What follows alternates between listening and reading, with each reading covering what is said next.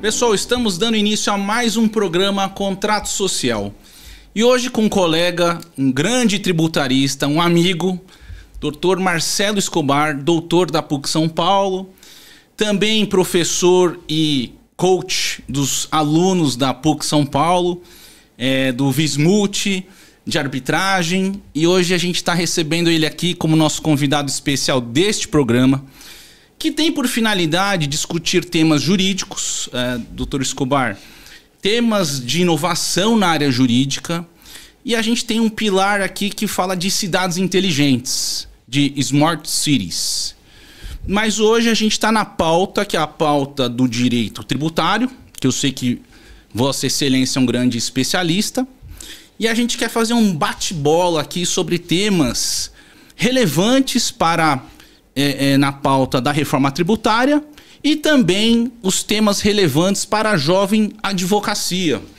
A gente sabe que hoje tem muitos advogados entrando no mercado de trabalho, Marcelo, mas a pergunta é: quais são os desafios desses jovens advogados e o que eles vão enfrentar com essa nova reforma tributária? Bom, Tom, antes de mais nada, obrigado pela gentileza do convite.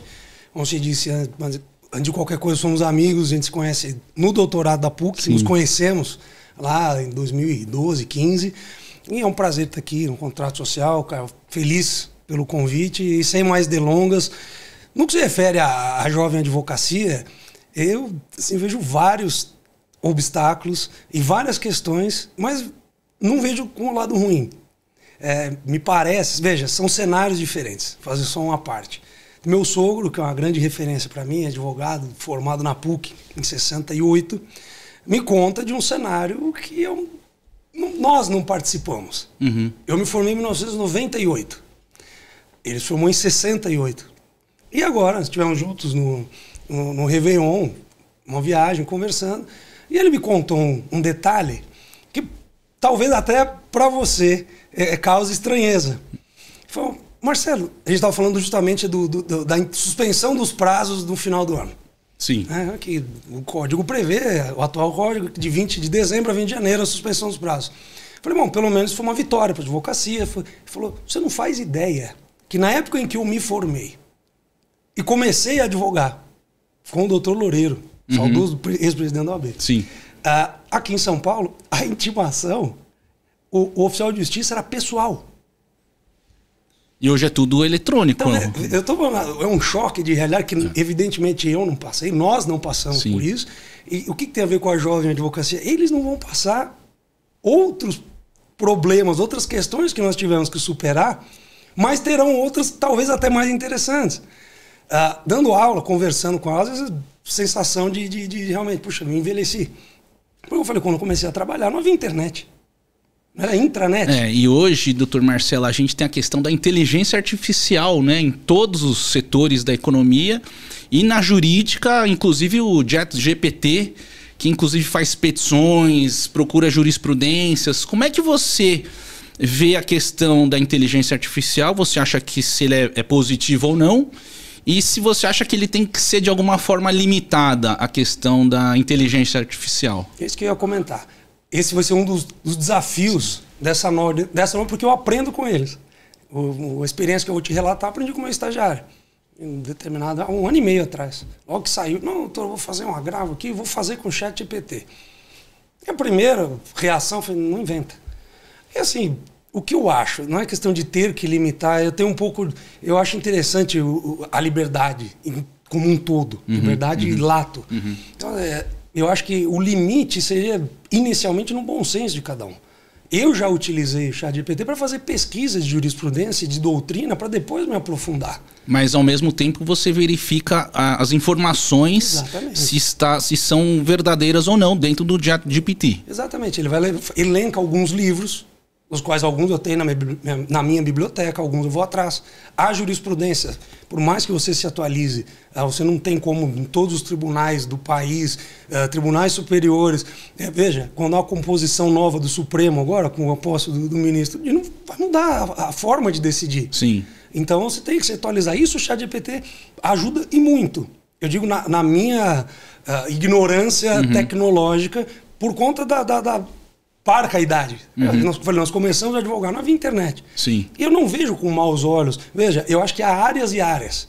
Quem mexe com massa, eu acho que o ChatGPT é uma ferramenta sensacional para estruturar a petição. Lógico. Inclusive, hoje, vários softwares já fazem isso automaticamente. Vem a publicação, ele já analisa a publicação e te sugere os prazos que o robô entende. Você, evidentemente, vai... Não é nenhum desses, é este prazo aqui. Mas, ao sugerir o prazo, você pode, dentro do seu escritório, também deixar atrelado um modelo que você acha adequado para agravo de instrumento, para apelação. Então ele já pega aquele modelo, já altera os dados, as partes, a destinação, né? E deixa aquela parte...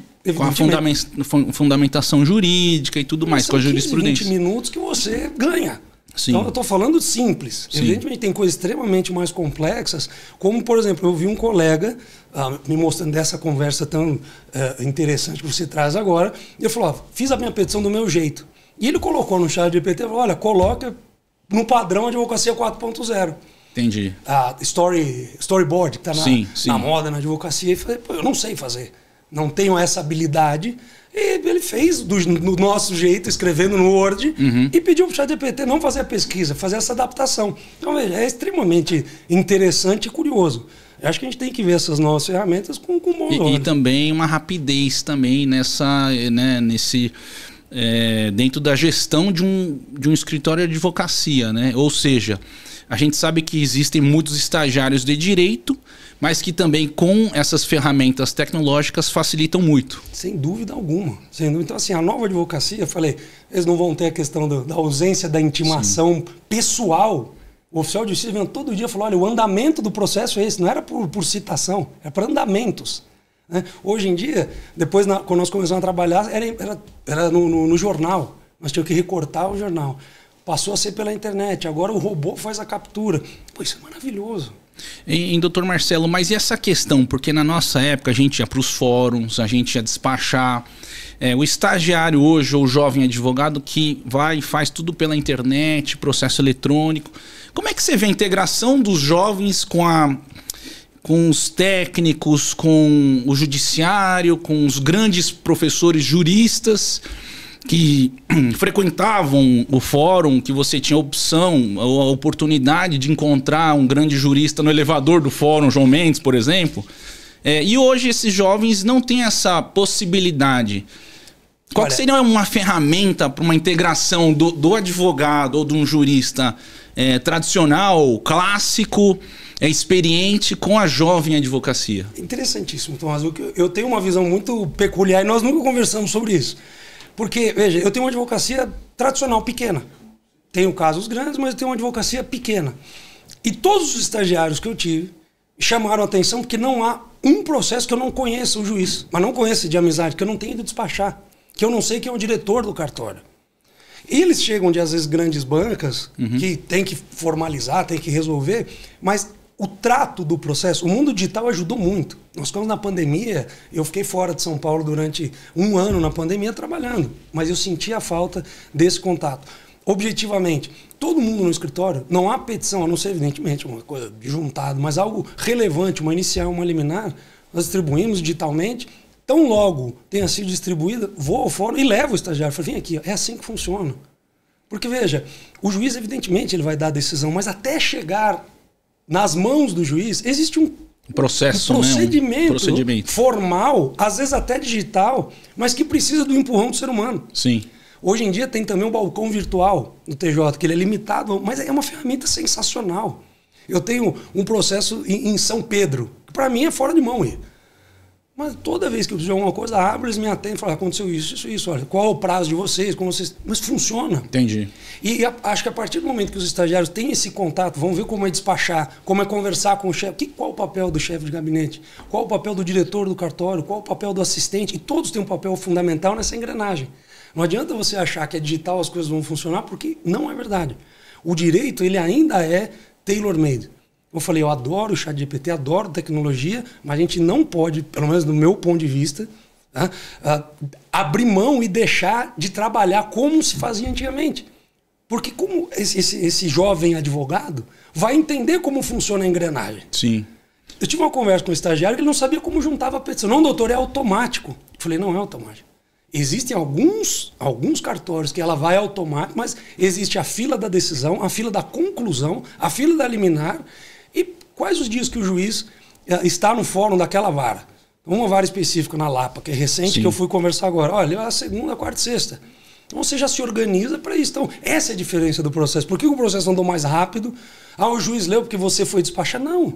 Porque a verdade é que o mundo hoje, ninguém tem tempo para absolutamente nada. Uhum.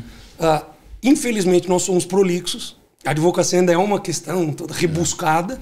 É conservador ainda, né? Muito conservador. Você quer uma petição de 10 páginas porque precisa de argumento e você tem a chance de, em minutos, sintetizar para o juiz. Olha, o que está acontecendo é isso, o perecimento do direito é esse, o documento que importa está na folha tal. Evidentemente, ele vai tomar a decisão que sim ou que não. Mas esse acho que é o diferencial de mostrar para essa jovem advocacia que a mistura desses dois mundos, ao menos para mim, parece uma coisa... Marcelo, e a questão... Eu gostei que você falou, porque você está dizendo assim, o direito está lá, mas o advogado vai ter que cumprir, por exemplo, um cumprimento de sentença. Algo que ele tem que sair do cartório, daquela decisão e ir até o local para se fazer valer o direito. Então... ainda o advogado tem um papel fundamental em todas as...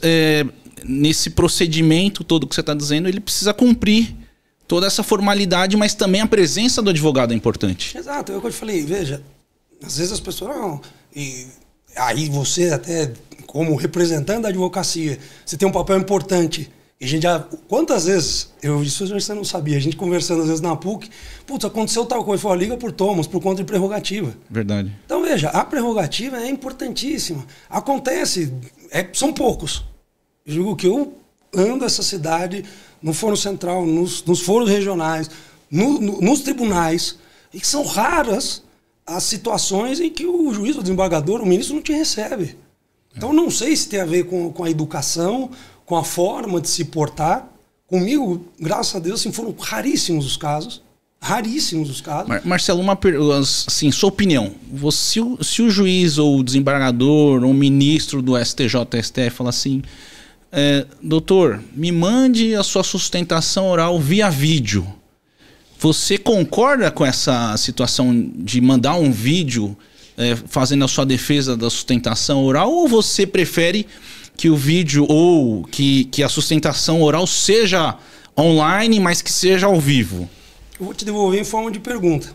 Se eu for à sua casa e eu vir que ao entrar você tira o sapato, eu prefiro entrar de sapato porque eu sou ocidental.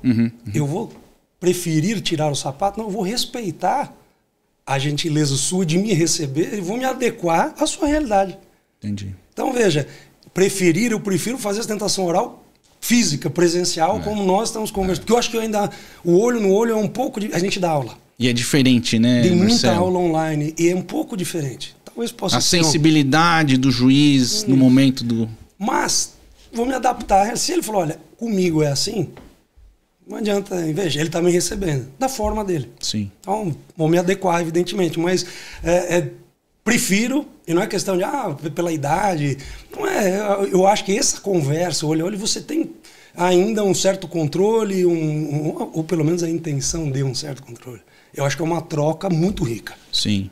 E outra situação, Marcelo, eu sei que você é um grande craque na arbitragem e no direito tributário, pessoal, e o Marcelo tem um livro na tese de doutorado. E eu queria perguntar para você, Marcelo, como é que você está vendo essa questão da evolução da arbitragem do Brasil? A gente sabe que a lei da arbitragem é de 96, teve uma reforma em 2013, se eu não me engano, e tem também a arbitragem da administração pública. Como é que você consegue hoje, com essa evolução da lei da arbitragem, como é que você coloca o direito de um lado da arbitragem e o direito tributário do outro? Como é que você que tem escrito, tem pesquisado, você vê essas duas junções? Mas, para ser sincero, no doutorado eu fui extremamente preguiçoso. Porque eu queria uma tese de fato, algo que fosse inédito. E a vida inteira eu comecei na KPMG, fui Matos Filho, escritório grande, depois montei o meu. E depois fiquei encantado com a arbitragem. E desde o início eu era tributarista. Então eu vou juntar os dois mundos, que é o que eu sei. Uhum. E aí a minha cunhada, na época, fazia mestrado na Unifesp em biomedicina. E discutindo a tese dela, ela falou, eu falei, mas e se não der certo? Ele falou, mas se não der certo, uma tese negativa é uma tese. Sim. Olha, se eu for por este caminho, não funciona. E aí eu fiquei empolgado. Eu falei, pô, a chance de dar certo a arbitragem na administração pública, à época, eu digo em 2012, né, já passaram uma década, mais de uma década. Sim, 10 anos, isso. Exato. Na administração pública já era visto com ressalvas. Na administração pública, em matéria tributária, era praticamente um absurdo jurídico. E o que acontece, para minha surpresa, no final do estudo, cheguei à conclusão que era não só viável, mas como, claro que em tese, seria muito interessante por agilizar alguns conflitos, algumas questões. E quando eu digo para minha surpresa, porque a partir de 2016, quando eu publiquei pela Almedina, Arbitragem Tributária no Brasil, ainda era um estudo técnico, porém incipiente, não havia projeto de lei, não havia... Eu acho que você foi um dos primeiros a trazer a questão da arbitragem com o direito tributário. Um livro disso é verdade. Havia uma dissertação de mestrado da Priscila Faricelli, que hoje, se não me engano, está no Demarest, sócia tributária de lá, que é onde ela tratou de métodos alternativos em matéria tributária, mas se dedicar à arbitragem foi o primeiro. E eu recebi, foi curioso, porque ao invés de ser uma coisa inovadora, e era, né, eu consegui atrair a ira dos arbitralistas e dos tributaristas, inicialmente. Né? Sim. Mas depois, passados alguns anos, hoje nós... Veja, naquele cenário em 2012 não havia transação tributária. Eu posso chamar de uma porta de entrada, apesar de serem institutos diferentes, mas ele me deixa a dispor do crédito tributário. De uma forma para você e de outra forma para mim, com a anuência das procuradorias. Dá até para tratar da questão dos direitos disponíveis. Exato. Né, Marcelo? Então isso foi uma porta para falar, olha, é disponível, você pode, claro, mediante lei, mediante tudo, você pode dispor do crédito tributário. E já tá vendo? Entendi. Não parece uma loucura. E de lá para cá, de 2019 para cá, já houve um projeto de lei votado no estado do Mato Grosso. Eu tive a chance de contribuir, claro que incipiente, depois o projeto tomou vida própria, mudou algumas coisas para melhor, algumas coisas para pior, mas existe lá no Mato Grosso, estadual, não se diz. Né? Há 3 projetos de lei em estado semi-avançado agora, já no âmbito federal. Marcelo, mas você acha que tem que ter também uma mudança de cultura por parte dos procuradores? Ou você acha que entrando uma norma, uma lei, automaticamente o processo é rápido? Veja, o procurador, eu falo porque minha esposa é procuradora do município, aqui em São Paulo. Então eu tenho essa discussão, estou no privado, pode tudo, e ela sempre botou meu pé no chão até demais. Não é assim, o procurador não pensa dessa forma. Eu entendo a lei, para o procurador fica mais fácil. O Ministério, qual é o grande receio? Objetivamente, da arbitragem tributária é o Ministério Público. Não, entendi. Você como procurador, você vê... Eu vou contar um caso aqui que foi discutido na Fiesp. Um procurador de nome Maurício, do município, eu não me recordo se era Suzano ou Mogi das Cruzes. Ele falou, olha, nós viram uma empresa que ia quebrar, ia falir, não tinha condição, não ia pagar funcionário. Nós conseguimos pegar cerca de 70% ou 80% do crédito tributário e fizemos um acordo, uma transação. Não havia lei. Uma composição, né? Uma composição. E foi o único crédito adimplido integralmente.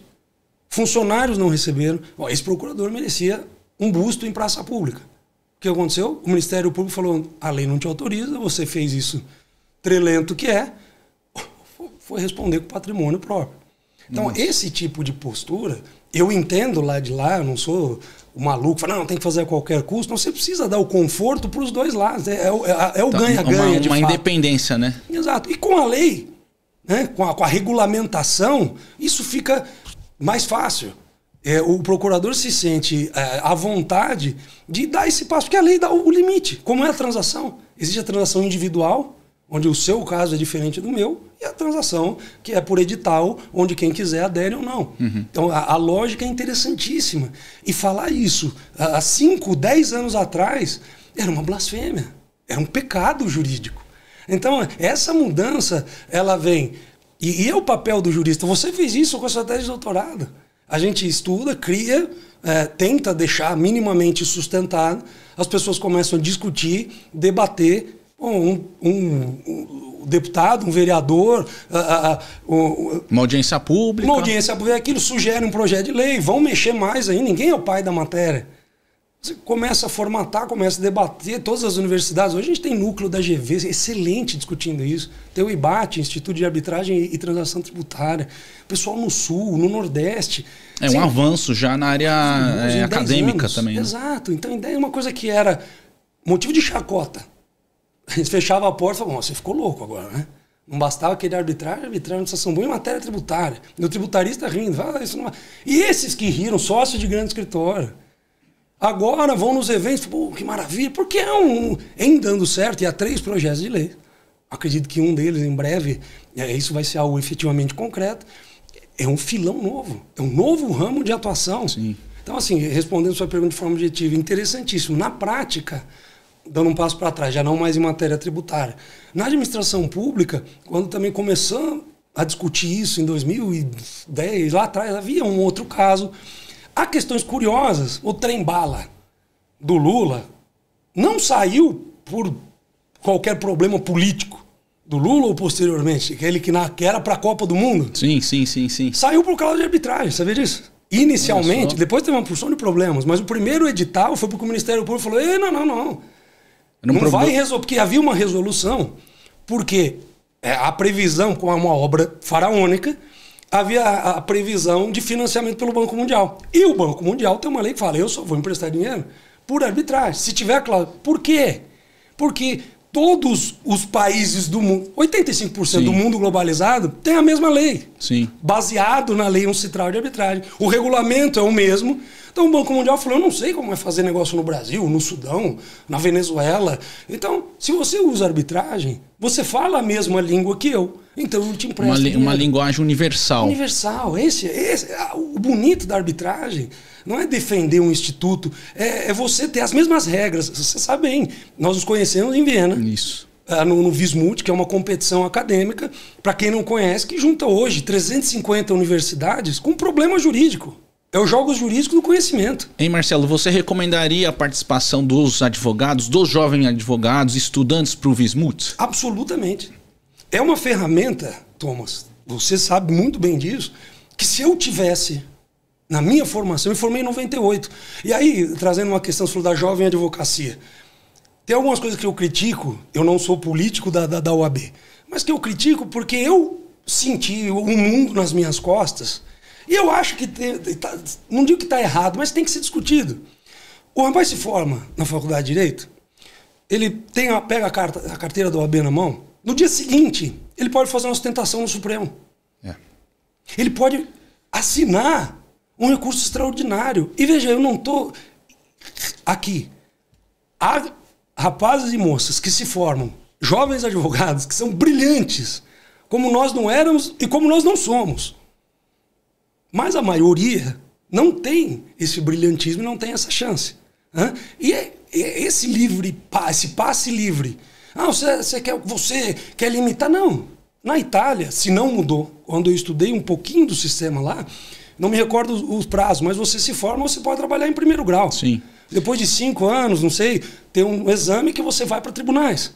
E após 10 anos, ou algo assim... Acho que em Londres também é assim. Também. Que é o barrister, né? Solicitor, tem tudo isso. Vão dividindo. E assim, na Itália, é por competência. Você tem 10 anos, passou em 2 provas, chega no Tribunal Superior. Não estou dizendo que quem é mais velho é melhor, não é isso. Mas digo, tem tantas questões, acho que pulsantes na advocacia, que é interessante ser debatido. Nem que o debate chegue à conclusão de falar, não, essa é uma ideia ruim, deixa de lado, fica quieto. Mas voltando à sua pergunta, o que é o Vismut? Essa competição onde você tem a chance da sua faculdade. Isso aconteceu. Faculdade da Paraíba, privada, chama Unip. Unip, com certeza. Conhece? Ganhou a competição nacional, ganhou da USP, PUC e Mackenzie. E internacionalmente, nessa competição que nós nos referíamos, você tem a chance de qualquer ação Judas, da Unip, da PUC, do Mackenzie, estar de frente com a Sorbonne. Tecnicamente, com o mesmo livro. Você se preparou com o mesmo livro. Os professores, evidentemente, são diferentes, mas os professores têm acesso ao mesmo livro e ao mesmo caso. No mesmo caso. Então isso é brilhante. por serem as mesmas regras, por serem... Então isso eu acho uma coisa que, primeiro, abre a cabeça do estudante, do jovem advogado, que pode estar lá como coach, pode estar lá aprendendo. Você vivencia a arbitragem internacional de uma forma exponencial, que não existe, é uma ferramenta acadêmica. A gente estava falando do Cláudio, um amigo comum, que hoje é irmão. Eu devo essa toda a vida acadêmica, pós-mestrado, ao Cláudio, porque eu falei, nós vimos, eu ganhei uma bolsa no Mackenzie para fazer o sanduíche rápido lá na Inglaterra. E o Cláudio estava fazendo pela livre docência, ele ganhou também pela PUC, eu estava no Mackenzie. Nós éramos os mais velhos, ficamos amigos, e nós vimos um multi de direito penal. Já te contei essa história? Essa não, eu Marcelo. Falei, cara, isso é sensacional, precisa levar para o Brasil. Ele falou, Marcelo, eu estou tentando. Tem um cara que me ajuda. Termina, defenda o seu mestrado e vamos lá para a PUC me ajudar, porque é o que eu estou tentando fazer em arbitragem. E eu fiquei fã, e não é pela competição, pelo que representa. Você conhece vários alunos de diversas universidades, inclusive de fora. Olha, na PUC, você foi coach da PUC também, você é coach da PUC. Sim. Que entra uma menina, vou lembrar o nome, a Luísa Quintão, uma advogada maravilhosa. Sim. Sabe, extremamente hábil. Eu fui num churrasco no aniversário do Cláudio, lá em Campos do Jordão. Ela falou, nossa, você lembra, Marcelo, quando você perguntou meu nome, eu tive medo de você, eu gaguejei. E ela fala, olha, o que aconteceu comigo naquele período de preparação do Vismut, me colocar na frente dos maiores arbitralistas do mundo, eu tinha que defender um caso, tinha que mexer no caso. Pô, aquilo foi uma escola para uma das, claro, sim, não toda a formação, mas vários alunos saem falando, olha, eu aprendi a falar. E não é só hard law, mas soft law skills, né? Os soft skills da pessoa, né, Marcelo? Exatamente. Então, ela conhece gente do mundo inteiro, sabe? Pô, é interessante, é divertido, mas é muito técnico. Queria eu. Em 90, eu falei, em 98 já tinha tudo isso que a gente está falando. Já tinha Convenção de Nova York, já tinha CISG, já tinha Model Law, já tinha... E meu professor não falou. Aliás, na época, eu lembro da minha aula de Direito Internacional, que ele falava, olha, a lex mercatória é uma utopia. A lex mercatória é a lei que vale no mundo inteiro. Porque cada país tem sua competência. Nós estamos no Brasil, você vai para o Uruguai e você não entende direito no Uruguai. Uhum. A não ser que você estudou, mas não tem. Vai para a Argentina, você não sabe qual é o sistema. Você até pode imaginar, mas você não estudou. E na arbitragem você conhece. Então isso é sensacional. Pessoal, a gente tem aqui um bloco especial hoje para o Dr. Marcelo, que é uma pergunta, Dr. Marcelo. Seus perrengues aí no início da sua carreira jurídica, por que você escolheu o direito? Vou primeiro aqui chamar a vinheta. Vinheta, produção, solta aqui.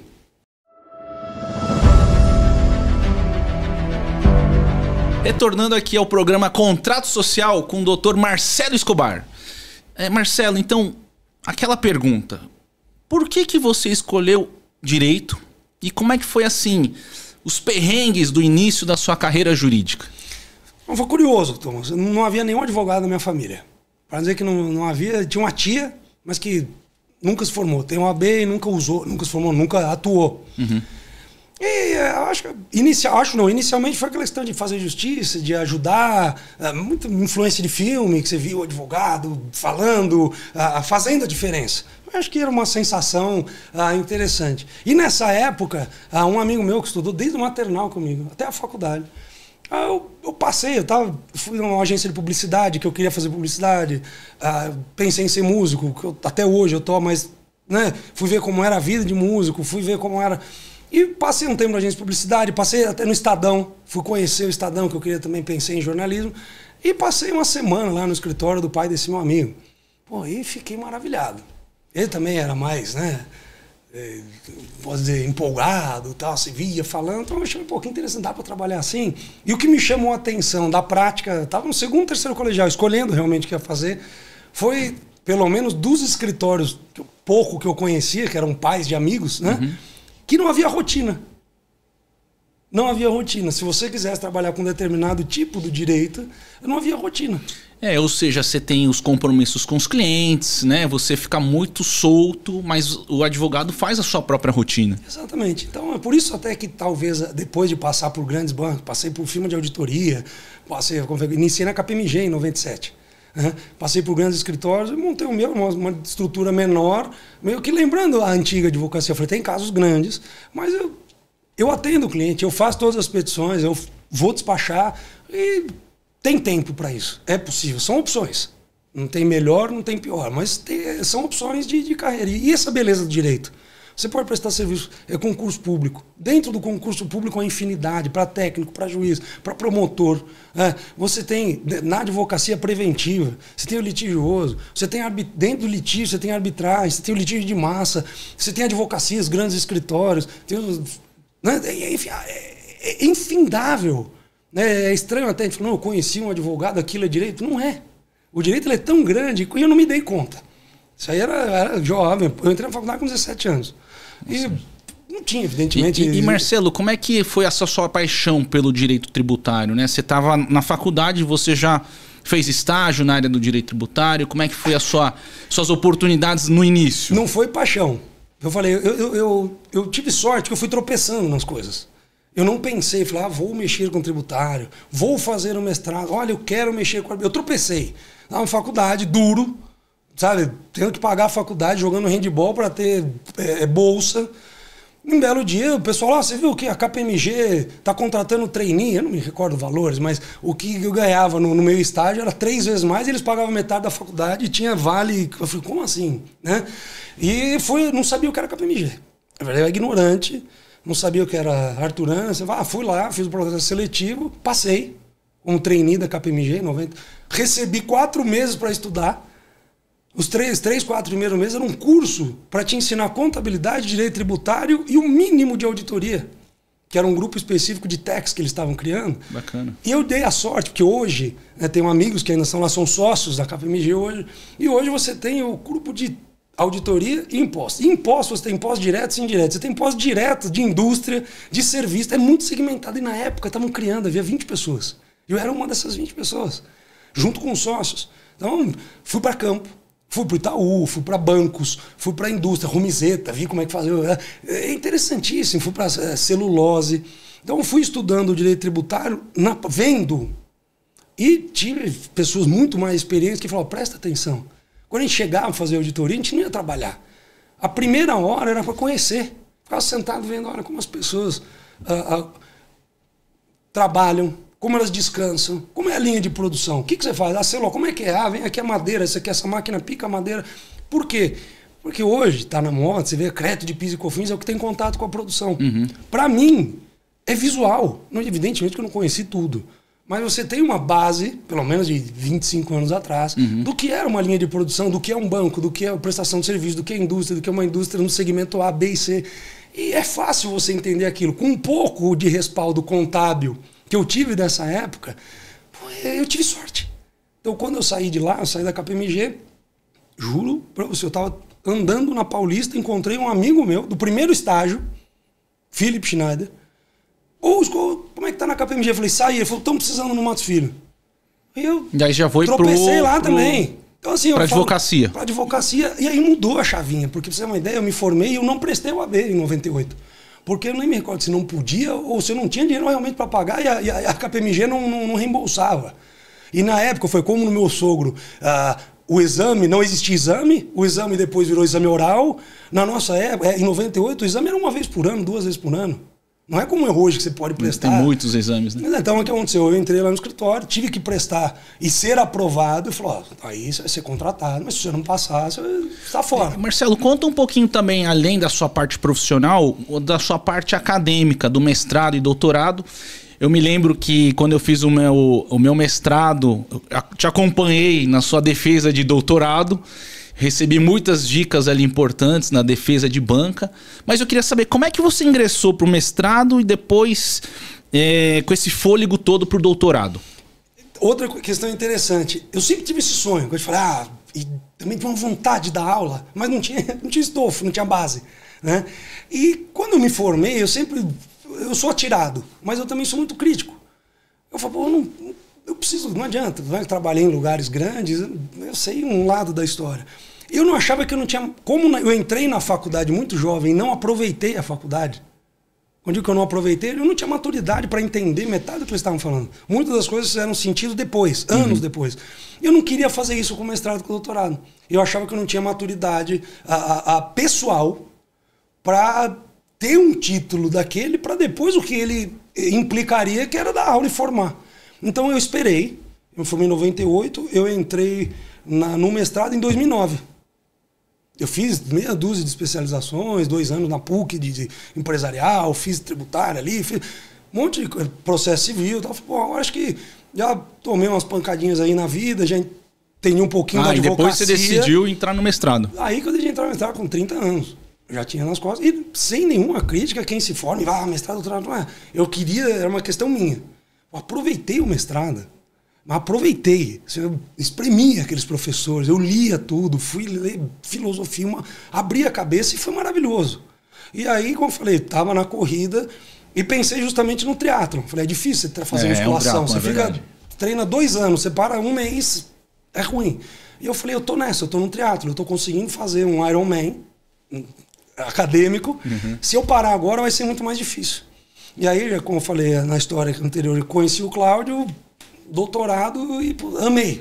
E você lembra ali, Marcelo, do doutorado, da tese, da defesa? Lembro. Como é que foi aquele momento de defender uma tese de doutorado na PUC São Paulo com 5 professores? Cara, foi uma emoção. Primeiro eu estava emocionado, estava feliz de ter chegado lá. E falei, olha, pô, já está aqui, eu acho que já cumpri o meu papel. Veja, eu pus na cabeça que eu realmente eu vivenciei aquilo, nas últimas consequências. Falei, minha esposa estava lá, tal, falei, eu assisti. Eu vou defender. Eu vou defender a minha tese.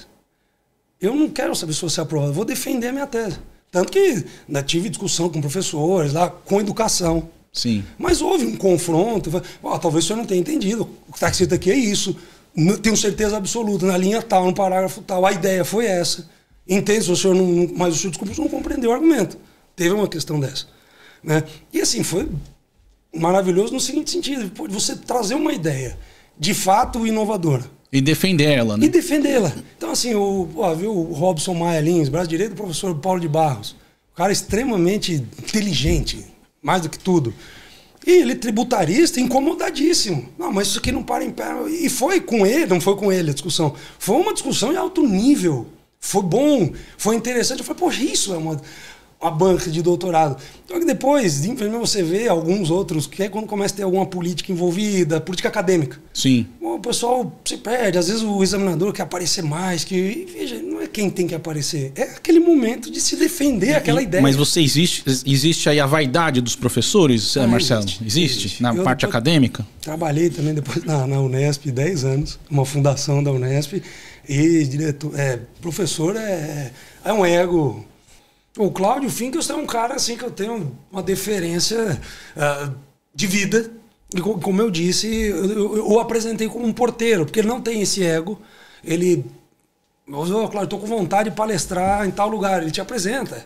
Pô, eu tinha interesse em dar aula em tal lugar. O fulano lá é conhecido, amando seu currículo. Não faz, mas tem prazer de auxiliar as pessoas. Marcelo, você teve o seu doutorado, ele foi seu orientador? Sim, não, eu sou suspeito a falar do professor Cláudio, porque ele, além de ser uma figura no campo acadêmico, ele realmente tem liderado os grupos de pesquisa da PUC em relação à arbitragem comercial, aos alunos que lá se formaram. E eu tive a alegria, o privilégio, Marcelo, de tê-lo como meu orientador do mestrado e depois também do doutorado. Embora tenha ido para o direito comercial, o professor Cláudio sempre foi o meu orientador, tanto dessa cadeira internacional como na cadeira da área do direito comercial internacional. Então eu acho que essa experiência nossa, esse privilégio de tê-lo como nosso orientador, eu acho que faz toda a diferença num processo de formação acadêmica, mas já num nível muito superior. Isso que eu já não me recordo, sinceramente. Eu li os seus 2 livros. O que você fala da execução e homologação e execução de sentença estrangeira foi do mestrado ou do doutorado? Foi do mestrado com o Cláudio, na época que estávamos bem focados na parte do grupo do MUT, né? A gente tinha viajado muitas vezes para Viena, que tive em Viena muitas vezes, Marcelo, com grandes especialistas, o Jonathan, o Dr. Napoleão, grandes coaches que lá faziam parte do nosso time. E além do mestrado, depois fui para o doutorado, mas acho que um semestre depois, ou 1 ano depois. Fiz aquela língua de proficiência no italiano, então estudei italiano para poder fazer a prova do doutorado. Qual que foi a língua que você fez? Francês. Francês? Eu fiquei 6 meses no instituto aqui no comecinho da Faria Lima, indo quartas-feiras, segundas e quartas à noite, para ter um mínimo de noção, para tirar o 7 lá para passar. Então foi um ambiente muito bom, esse ambiente acadêmico. E eu queria também trazer aqui, Marcelo, eu sei que você é um craque, além da área do direito, é um craque na música. Né? Você tem uma banda, essa banda, o Scuba Band, que já fez apresentações, inclusive, no meu aniversário. Queria que você contasse, como é que você entrou também na música? Cara, a música sempre, de novo, aquela história, né? Desde moleque achava massa, eu ficava vidrado, vendo shows, vi o show do Kiss em 82, eu falei, puta, é isso que eu quero fazer da vida, né? Achava lindo aquilo.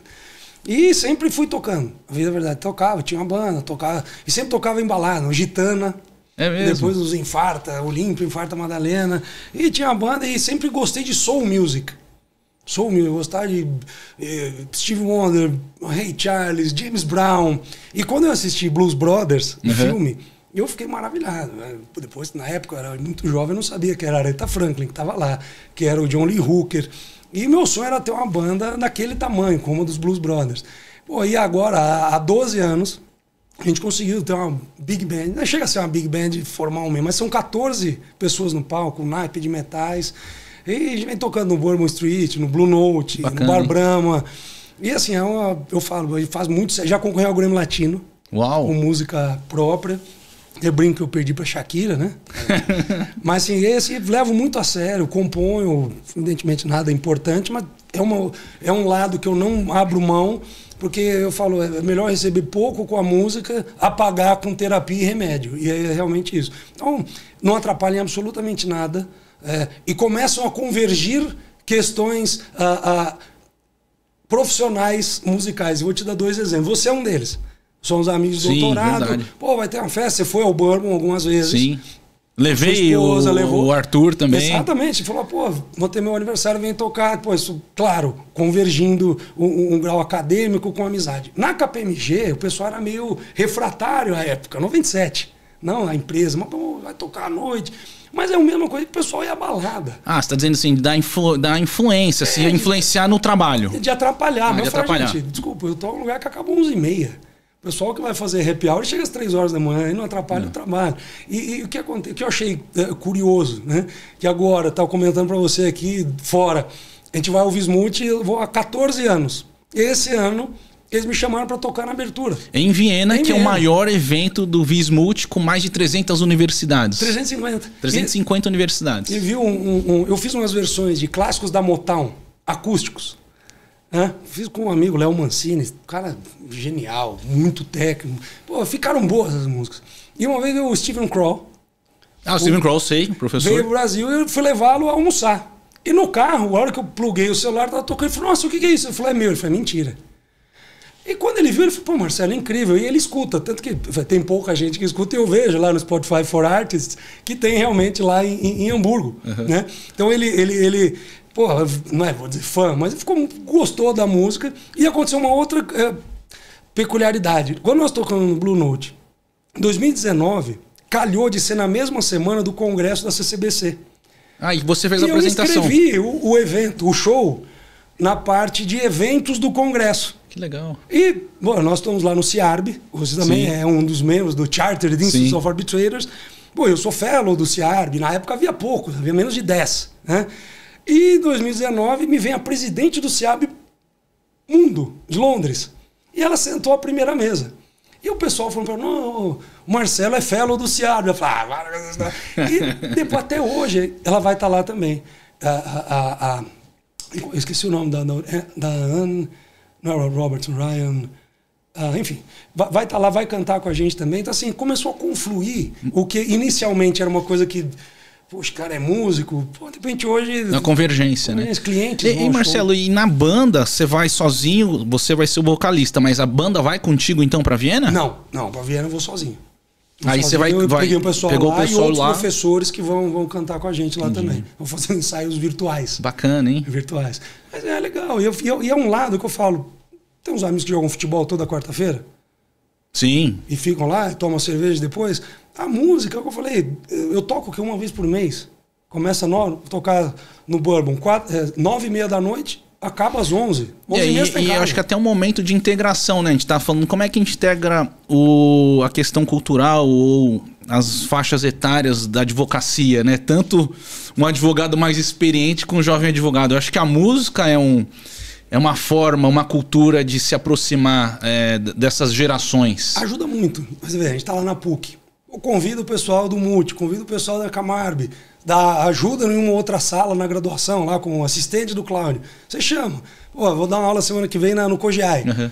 Você chama o pessoal, então você começa a unir realmente um hub, a presença de advogados e pessoas que lidam com arbitragem nos shows é uma delícia, velho.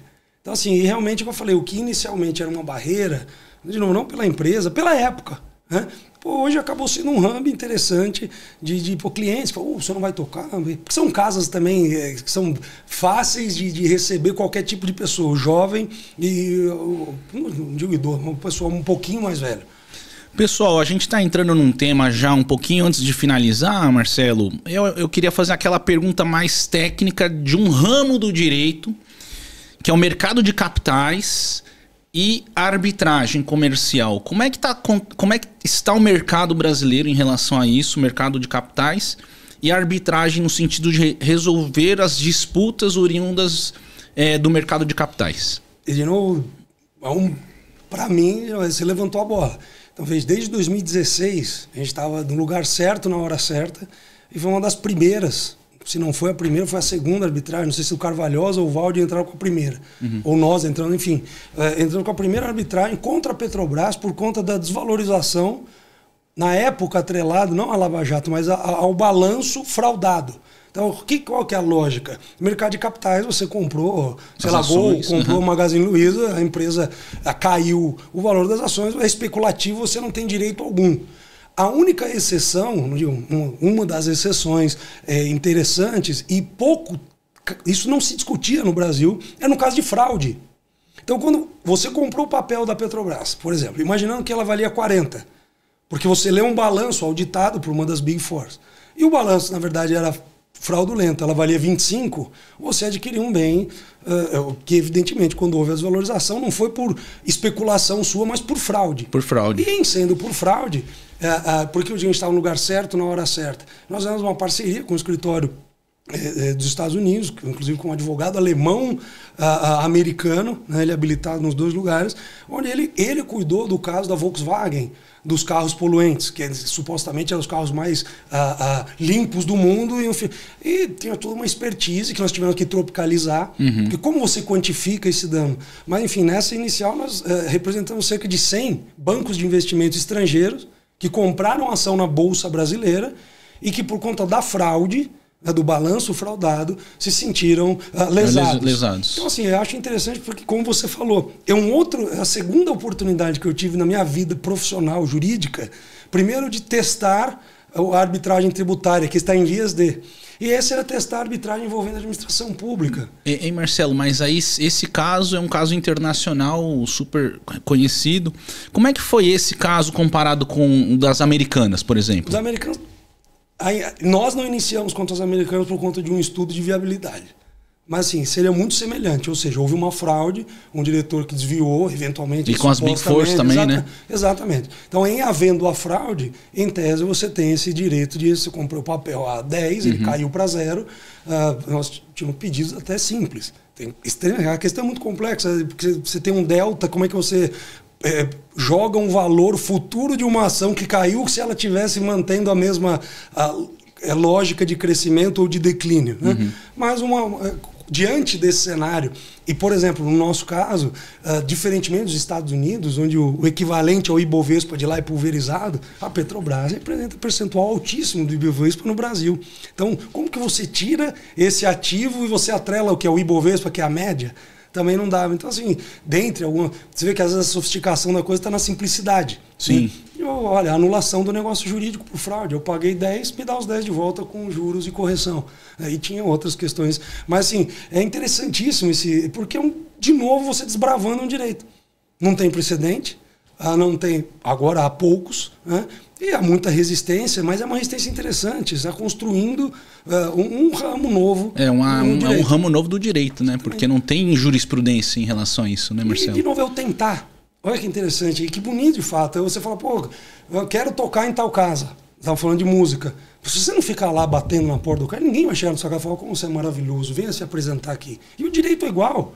Quando você pode criar, você criar ferramentas no tributário, que nós estamos conversando, na arbitragem. Pô, aconteceu. Um exemplo que eu vou te dar no direito tributário. Eu tive uma família que estava de férias na Bahia com 4 filhos. E a mãe falou, puxa vida, se cai o avião, eu morro aqui, como é que fica a minha herança? E eles foram lá no resort, foram ao cartório, eu vou doar igual na minha empresa, que tinha tudo centralizado, 25% para cada filho. Então, cada filho recebeu 25%. Todos moravam no estado de São Paulo. Veja a peculiaridade, e aí veio a criação, suposta criatividade da coisa. Só que cada um em uma delegacia tributária diferente do estado. Outra cidade, você está dizendo? Um morava em São Paulo, outro perto de Taubaté, o outro perto lá de Ribeirão Preto. E cada fiscal autua de uma forma.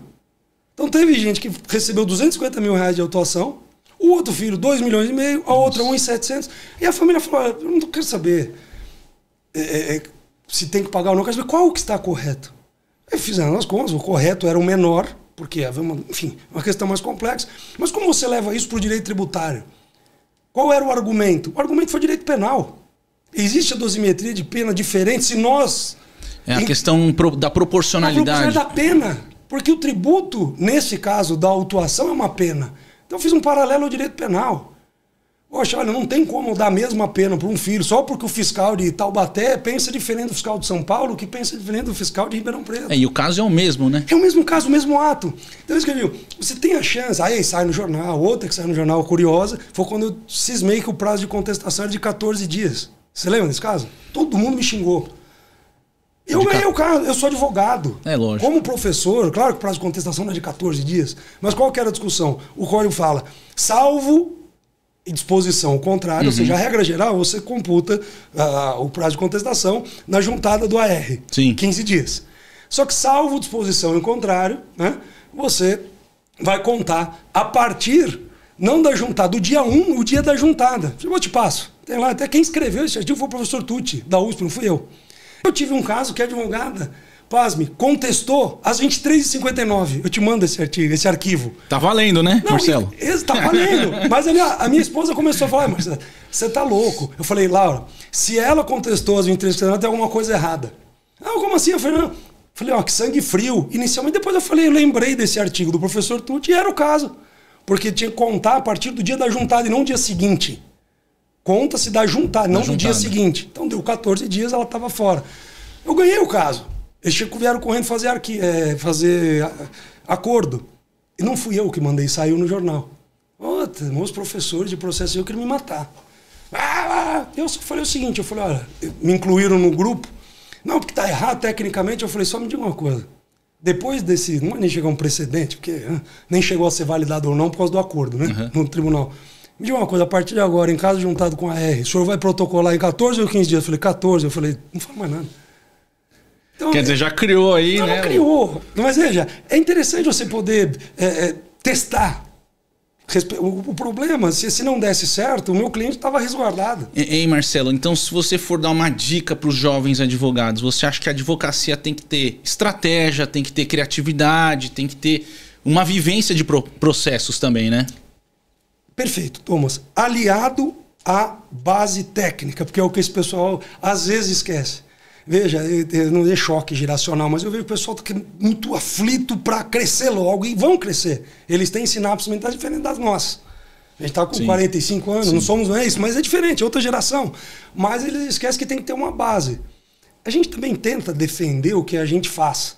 Então, eu acho que o meu estrutura de escritório é correta, que a estrutura da minha família é correta, a estrutura da minha vida é correta. Isso é uma bobagem, mas o que eu pensei, pelo menos nesse segmento, o mestrado, depois de você ter um pouco de base, o doutorado, depois de você ter um pouco de base, aí você pode testar. Não é testar de falar um absurdo na frente de um ministro do Supremo, ou você está falando de banana, você falar de maçã. Sendo bem raso aqui, mas se você tiver... Veja, paralelo que eu fiz de direito tributário com o direito penal, era uma sanção. Sim. Uma sanção tributária não posso ter diferente.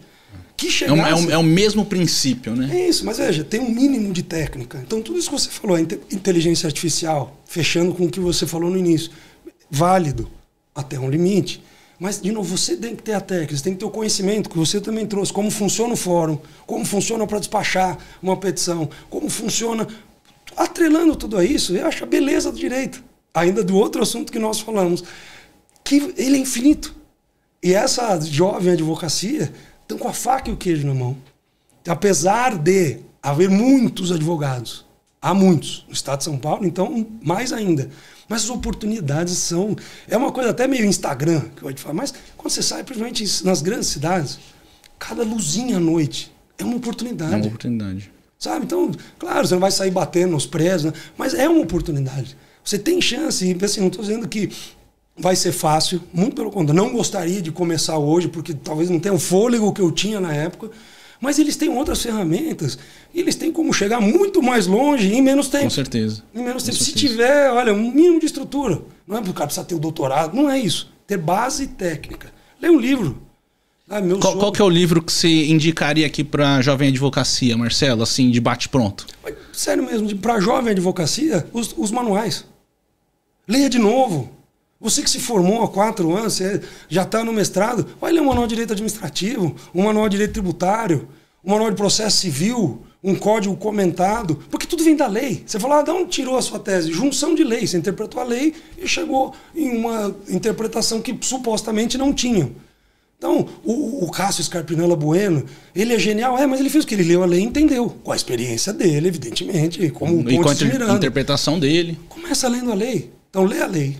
Pô, lê um manual. Depois você lê um manual, lê um código comentado. E aí você busca temas interessantes. Às vezes eu vou para a PUC e ver o que estão defendendo.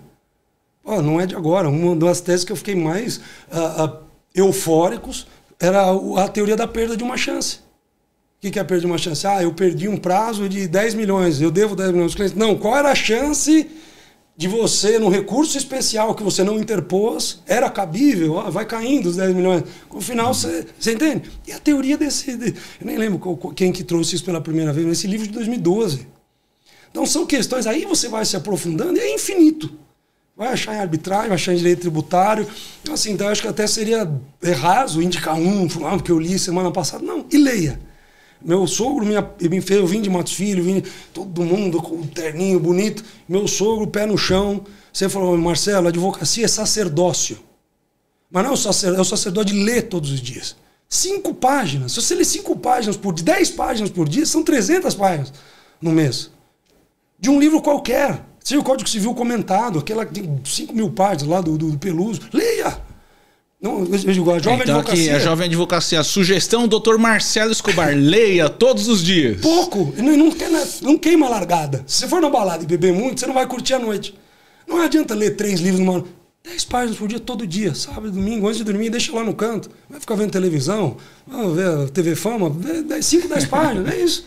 E aí, aos poucos, você vai sedimentando. Não tem milagre.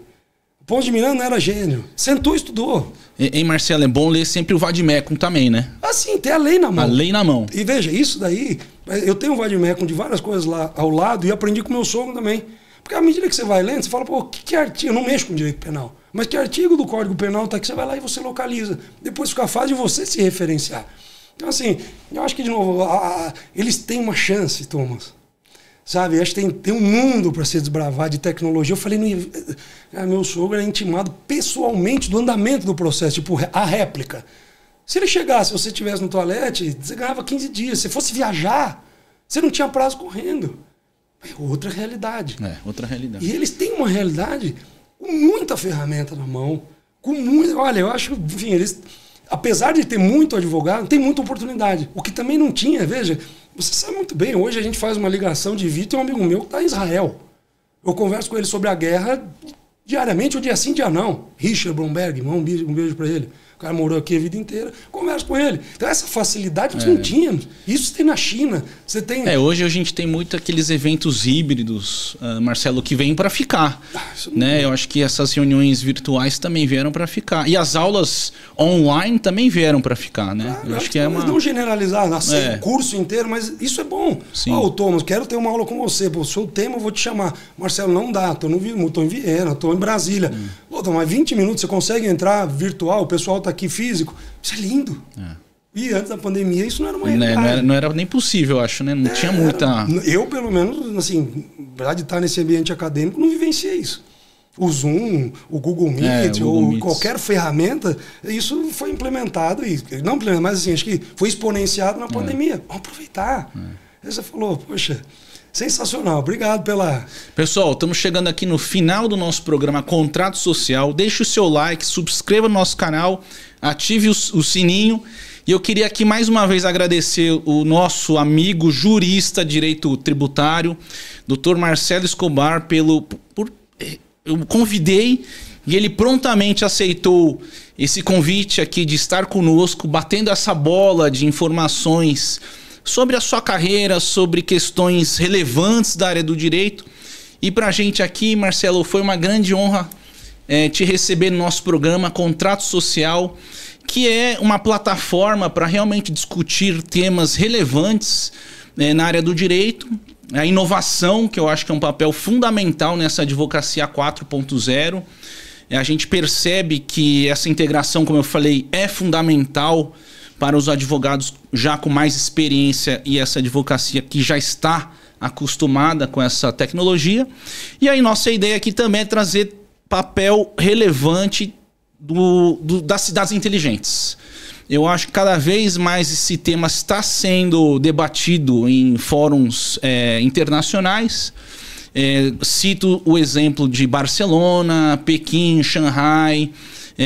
Teremos um grande evento esse ano também em Portugal. Então esse tema também é um tema relevante para o nosso programa, Marcelo, porque fala de cidadania, né? E o direito está sempre atrelado a essa questão da cidadania. Então, mais uma vez eu quero te agradecer e, pessoal, nos acompanhe nas nossas redes sociais Contrato Social.